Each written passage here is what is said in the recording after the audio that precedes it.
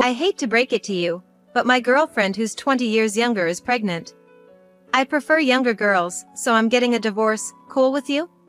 Alright, divorce if you want, but take good care of our son. Huh? You should take the boy with you. Haven't you spoiled him enough? No, I can't. Because he is. I closed my mouth right there. If this conversation was to stay between us, there wouldn't be any problem. But this voice, Ken must have heard it from his place in the room. What would he think if he heard this? That was my only concern. Still, I must retort, or else this man will not understand the gravity of the situation. Destroying our happiness and only thinking about his own? That's too selfish. I won't stand for it. Just as our happiness was taken away, I want to take his away too. Driven by such feelings, I decided to confront Ted with a shocking truth. My name is Mila Davis. I am 41 years old. I live with my husband Ted and our high school junior son, Ken. I married Ted 13 years ago when I was 28. Back then, I was an insurance saleswoman. I used to visit various companies and sell insurance. That's when I met Ted. Ted was working at a local import-export business, and he had just divorced his wife. My wife cheated on me and left me. Now I'm living with my 5-year-old son, just the two of us, and it's pretty lonely. He said, looking somewhat sorrowful. Every time I visited Ted's company for work, I started talking to him. Eventually, Ted asked me, would you like to go out together? But we never went out, just the two of us. Because Ted always brought his son Ken along. He can't stay at home alone, right? I'd really love for you to be my son's new mom, but I guess you wouldn't want to marry a man with a child?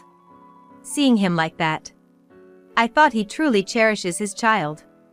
If he could care for a child like that, then surely he'd care for his family. So, I decided to marry Ted.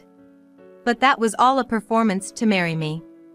In fact, as soon as we got married, Ted changed. I quit my job as soon as we got married and became a housewife. Housework and childcare became my job. That wasn't a problem, but Ted started neglecting Ken. Before our marriage, he even brought Ken along on our dates. But after our marriage, he didn't even look at Ken. Not just on weekdays, but even on weekends, Ted never talked to Ken. He never took Ken out somewhere, never played with him, nothing. Even after Ken started elementary school, Ted's attitude didn't change one bit. I went to all the school events alone, and he totally ignored all events that parents should join and enjoy together. You could at least attend some of the school events with Ken. When I said that, Ted made a grimace. After that, he sighed in annoyance and said, sorry, but I'm just tired from work. But... oh, be quiet. Taking care of our son is your job as his mother, right? Just do it properly. And with that, he shouted and ended the conversation. What happened to the man I knew before we got married? I felt a twinge of regret. Then, one day, Ken had just come home from elementary school and was helping me prepare dinner. Suddenly, a message from Ted arrived on my phone. Wait. What? He's bringing his subordinates home from now? Apparently, he was going to bring several colleagues home. Ted had just been promoted to team leader. So he probably wanted to deepen his relationship with his new subordinates. What should I do? We don't have any food stored. They would surely end up drinking at our home. And if that's the case, we'll need some snacks. It's not even an hour's drive from the office to our home. After some thought, I decided to go to the nearby supermarket to buy some ingredients. When I got home, I started cooking in a hurry. I'll help too. Oh, thank you. Then, could you please get the dishes ready? We prepared as hard as we could, but there were limits. Ted arrived home when only about half of the preparations were done. I'm home! Hey, I brought my colleagues! Ted shouted at the entrance. I greeted them briefly and led them to the room. Then I served them beer and snacks. As I was thinking about preparing the next dish, Ted came into the kitchen and asked me, Hey, what's happening with the food? I'm cooking right now. There are snacks, so it should be okay for now. What have you been doing? I told you in advance. If you could notify me a bit earlier. Stop complaining. You should have this ready. Do you want me to be embarrassed? I was shouted at and was left speechless. Of course, there were countless things I wanted to rebut. But the sound in the kitchen could be heard in the living room. The guests must have felt uncomfortable too. Thinking so, I couldn't say anything in response. In the end, I just silently endured our guests. But once the guests had left, I had a big fight with Ted. I was angry at Ted for shouting at me just because of his own convenience. Then Ted puckered his lips and said in a childish manner, "Okay, fine. I'll have a party in some venues from now on. Happy now?" After that, Ted started to hang out more. His spending got wilder, and he would head out early on his days off. By then, Ken had become a 7th grade student, and it started costing money for things like after-school programs. That's when I talked to Ted about wanting to start a part-time job. A part-time job? What, you want money for leisure? No, that's not it. It's for things like Ken's tuition for the after-school programs. Oh, I see. Do whatever you want. Ted, maybe because he was drunk, gave a careless response. Even so, I got his word. And so, I started a part-time job. The job was as an insurance agent. I asked a former boss from the company I worked at before marriage to make me a part-time employee. This should make things a little easier. Even then, because Ted complained, I couldn't slack off on housework. The time I could work was limited, and I had to prepare dinner before Ted got home. I managed my time well and kept working. Then one day, I accidentally let work run late. I hurried home, but Ted had already returned. As soon as he saw me, Ted asked with a sullen face, "Where have you been?" I was at my part-time job. Part-time job? You weren't cheating on me, were you? Ted stared at me intently. There's no way that's true. I denied it firmly. But Ted kept looking at me with suspicious eyes. Just as I was wondering what to do, Ted reached out for my smartphone. Let me see. I'll check if there are any men's names. Stop it! Shut up! Ted forcefully snatched my phone and began to check the contacts. And he quickly found my boss's name. Hey! Who's this? It's a man's name, isn't it? That's my boss. He's your lover, ain't he? All right then. Before I could react, Ted dialed my boss. Stop it. You just keep quiet. Thankfully, the misunderstanding was cleared up quickly. Of course, I apologized profusely to my boss. I urged Ted to do the same, but he simply looked away. It's your fault for making it look like you're doing something wrong. That's all he kept saying. Since then, things between us just went downhill. Even when Ken became a 9th grade, nothing changed. Is this really okay to keep this relationship? I would think that, but I couldn't come up with a way to mend our relationship. Before I knew it, Ken became senior in his high school, preparing for college. Lately, things between Ted and I had completely gone cold. We hardly ever argued at home anymore. At least it wouldn't affect Ken's studies. Things can stay like this until Ken enters the college. That's what I thought. Then, one day, I had to go near Ted's workplace for my job. If things were good between us, I'd invite him to lunch. As I muttered this, I spotted Ted's car across the intersection. Wait, is that Ted with who? As I squinted, I saw 2 people laughing and chatting. The word infidelity flashed in my mind. Accusing others of infidelity while doing it yourself? What a joke. I was too stunned to say anything. I secretly took a picture of them and went to a private detective to ask them to investigate Ted. I probably know the answer already. The thought crossed my mind. The idea of divorce was already set in my mind. But evidence is crucial in these matters. So, I waited for the results of the investigation. About a month later, the results arrived. They were damning. He really had the nerve. Just divorcing didn't seem enough anymore. How should I get back at him? On a certain day off, lost in my thoughts. Ted, who was supposed to be out, came home unexpectedly soon. Rushing over to me, he exclaimed, "I'm sorry, but my girlfriend, who's 20 years younger, is pregnant." What? I couldn't believe my ears. But there he was, a smirk on his face, declaring, "So yeah, my girlfriend who's 20 years younger is pregnant. I prefer younger women, so I'm gonna divorce you. That's fine, right?" Well, he certainly had the guts to confess his affair himself. However, I saw this as an opportunity. With this in mind, I decided to seize the moment.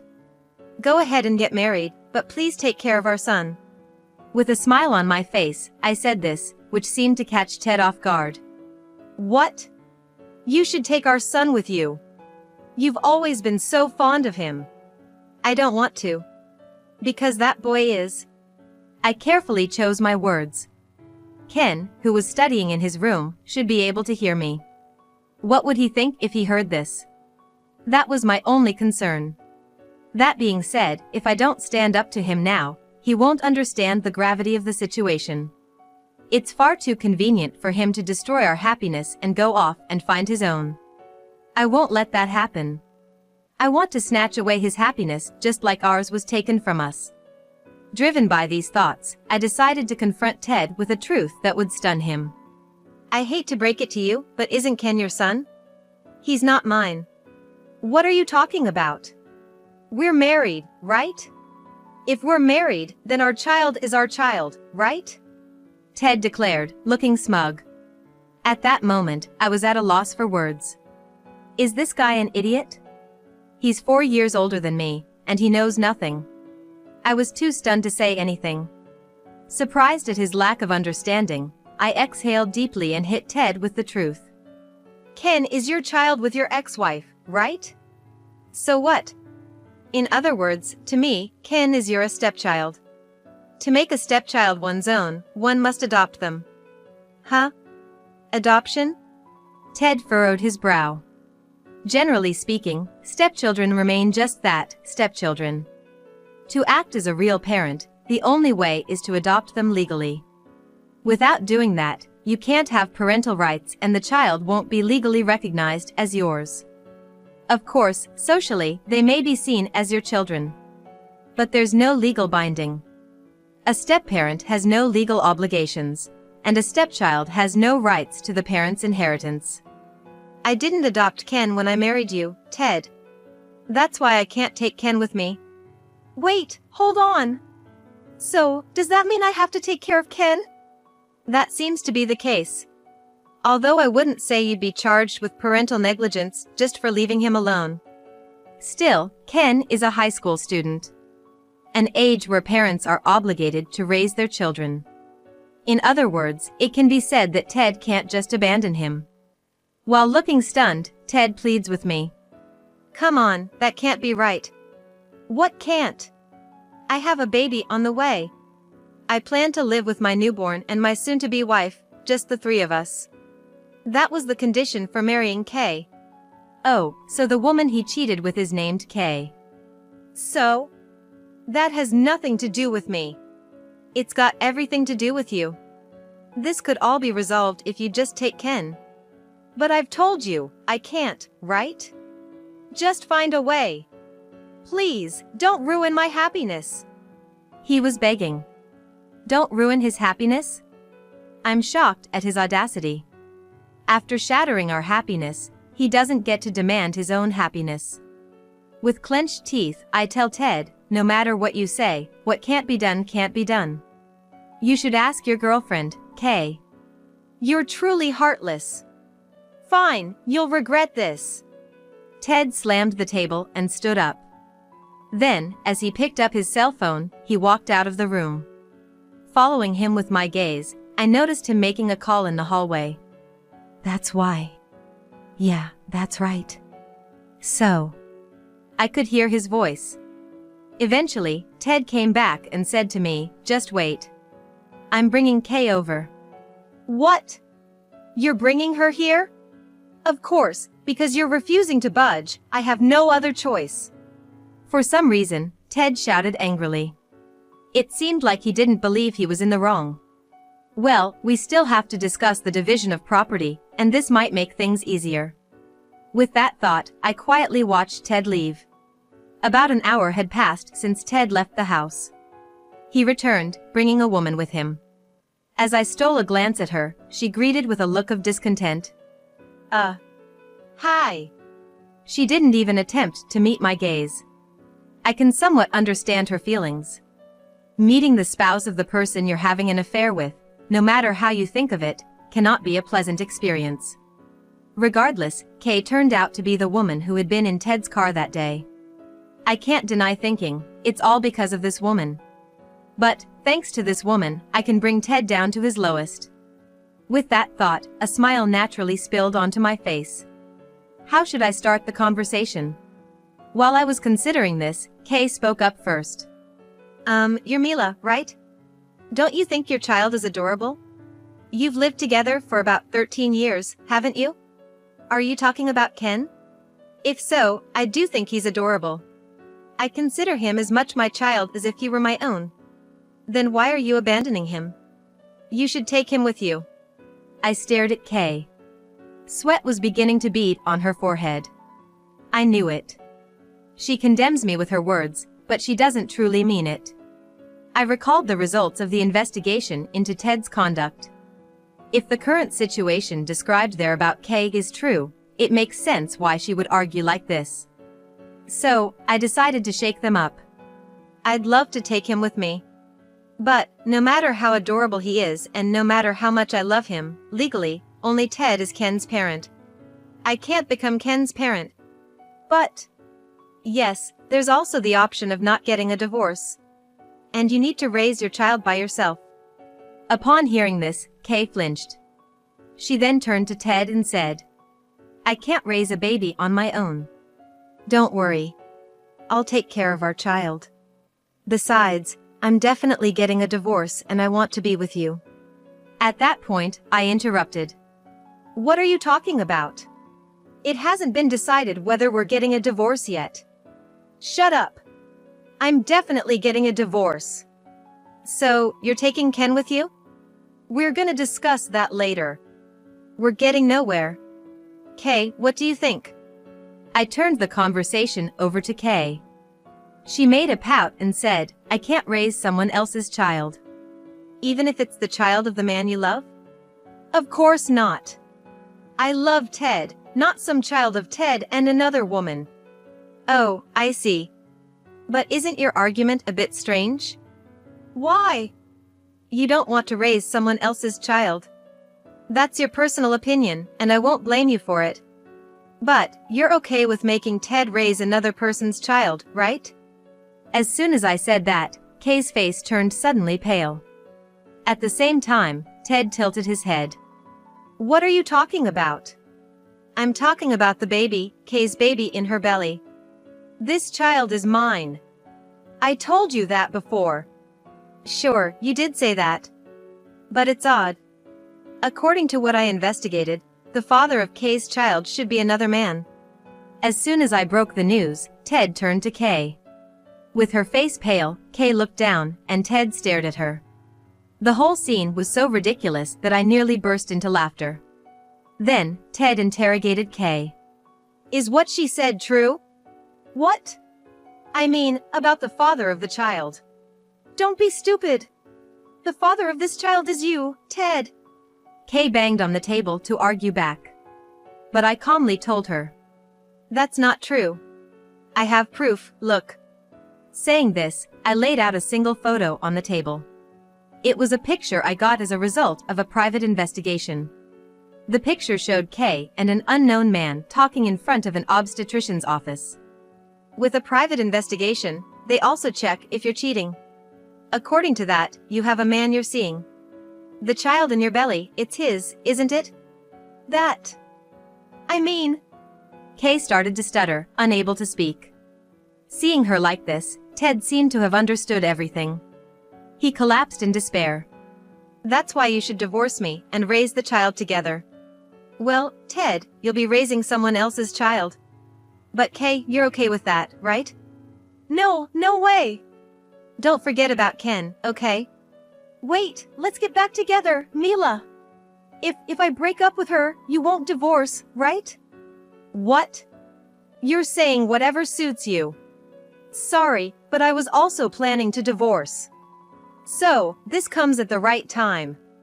And I'll claim a hefty division of property. Saying so, I slammed their cheating the evidence on the table.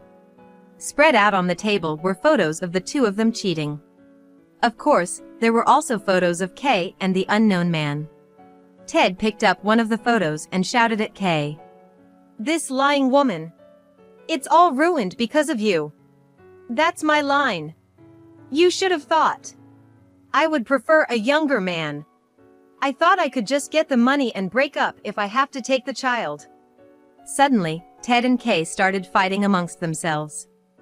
Fed up, I said, take your fight somewhere else, and kicked them out of the house. After that, I went to Ken's room. I gently knocked on the door, and Ken peeked out. I'm sorry. You heard the conversation, didn't you? Well, yeah. But that was all on my dad. It's not like it's your fault or anything. But I'm totally fine, really. I'll be a college student next year, and I'll make my dad pay for the move and then do whatever I want. Ken flashed a slight smile. He seemed more mature than I had thought. I was relieved to see my son's growth.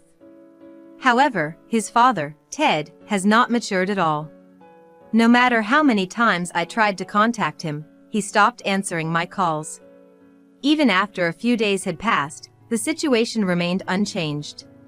The divorce negotiations wouldn't proceed like this. And he doesn't seem to be coming home either. So, troubled, I decided to go to Ted's company. But showing up suddenly might just be a nuisance.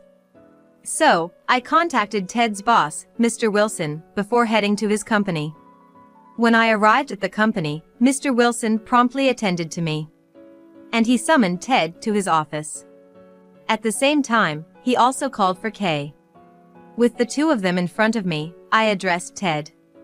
You know why I'm here, right? What's it? Because you won't cooperate with the divorce discussions. How long are you planning to ignore this? As I spoke in a strong tone, Ted shrugged his shoulders. On the other hand, Kay had been quiet after she came here. You look worried that your boyfriend will find out your relationship with Ted, Kay. Well, he probably already knows since you're here. As I smirked, Kay looked downcast. Apparently, the man Kay truly loves also works in this company. So, it was only a matter of time before Kay's infidelity was exposed. Ted resisted until the very end. But after being admonished by Mr. Wilson, he finally agreed to cooperate with the divorce discussions. Well, I'll be heading home now. As I stood up to leave, Ted voiced his dissatisfaction. Showing up at my workplace, you've got to be kidding. If this ruins my reputation, what are you gonna do? You're the one at fault here, not me. Besides, an affair won't get you fired. In fact, you cannot be fired for having an affair. But if word spreads around the office, who knows what might happen? It could make his work more difficult and the office a more uncomfortable place. But that's not my problem. I just came to talk about the divorce. Whether Ted decides to quit his job or not has nothing to do with me. The same goes for Kay. Well, do your best. With that, I left Ted and Kay at the office. After that, I was able to get the division of property from Ted through my lawyer. However, according to the vice Mr. Wilson, there were some problems. It happened after I left his office. Word of their affair spread like wildfire throughout the company. Naturally, Kay's boyfriend also heard about it. The two of them had a big fight, and the man broke up with her on the spot. Infuriated by her breakup, Kay demanded that Ted pay her compensation for damages. She claimed Ted abused her mentally. Of course, Ted was not going to agree to that. Eventually, it all spiraled into a messy court battle. And because the affair had become public knowledge in the company and they were now in court, both of them ended up leaving the company. Ted tried to find another job, but it was difficult because of his age. It seems like he's now working part-time at a local shop. Kay, on the other hand, is apparently pregnant and has been holed up at her parents' house. Anyway, I think they can't hold their heads high until the court ruling is made. On the other hand, things have been going really well for me. My boss even suggested that I come back as a full-time employee. Thanks to that, I'm now working hard as a full-time employee. My relationship with Ken, who is studying hard and preparing for his college, is also going great. He even told me, "I have a girlfriend and I want you to meet her. Even though I'm not your mother anymore, is it okay if it's me?"